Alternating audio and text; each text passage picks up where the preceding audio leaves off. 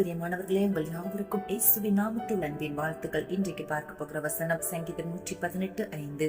நெருக்கத்திலிருந்து கர்த்தரை நோக்கி கூப்பிட்டேன், கர்த்தர் என்னை கேட்டருளி விசாலத்திலே வைத்தார். ஒரே ஒரு வீடு தான், அதுல ஒரு சின்ன ரூம் தான் இருக்கு. அந்த நெருக்கத்துலதான் நாங்க வாழ்ந்து கொண்டு இருக்கிறோம். குடும்பத்துல நெருக்கடி, ஊழியத்துல நெருக்கடி, வேலையில நெருக்கடி, பண நெருக்கடி, கடன் பிரச்சனை என்று பலவிதமான போராட்டத்தின் மத்தியில், நெருக்கத்தின் மத்தியில் வாழ்ந்து கொண்டிருக்கிறீங்களா?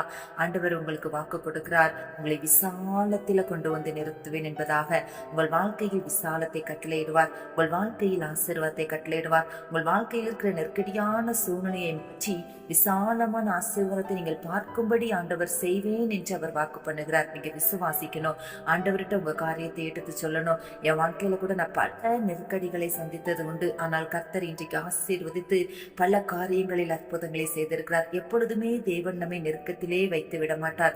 ஒரு நாள் கண்டிப்பா தேவன் விசாலத்திலே கொண்டு வந்து நிறுத்துவார். ஆனா நீங்க விசுவாசத்தோடு கர்த்தரை நோக்கி கூப்பிடணும். ஆண்டவருக்கு பிரியமாய் நடக்கணும், வேதத்தின்படி வாழணும். ஆண்டவர் சொன்ன வாக்குத்தத்தத்தை பிடித்துக் கொண்டு விசுவாசத்தோடு அவரை நோக்கி கூப்பிட்டு ஜெபிக்கும் பொழுது நிச்சயம் உங்கள் வாழ்க்கையில் இருக்கிற எல்லா நெருக்கடியான சூழ்நிலைகளை தேவன் மாற்றி உங்கள் வாழ்க்கையில, குடும்பத்துல நீ விசாலத்தையும் பெத்தத்தையும் கட்டளையிட்டு ஆசீர்வதிப்பார். இன்றைக்கு விசுவாசத்தோடு கூப்பிடுறீங்களா?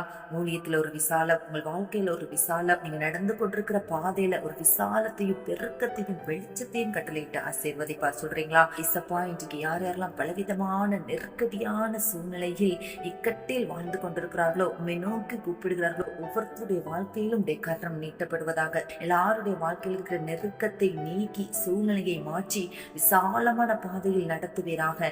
எல்லா காரியத்திலும் அற்புத மாற்றத்தை காணும்படி கர்த்தர் கிருபை செய்யும். இயேசுவின் நாமத்தில் காரியங்களை வாய்க்க பண்ணி, காரியங்களை கைகூடி வர பண்ணி, அவர்கள் வேண்டிக் கொள்கிற காரியத்தில் அற்புதங்களை செய்து மகிழ பண்ணும்.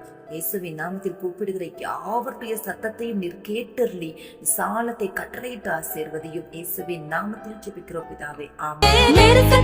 கர்த்தரை நோக்கி கூப்பிட்டேன், என்னை விசாலத்தில் கொண்டு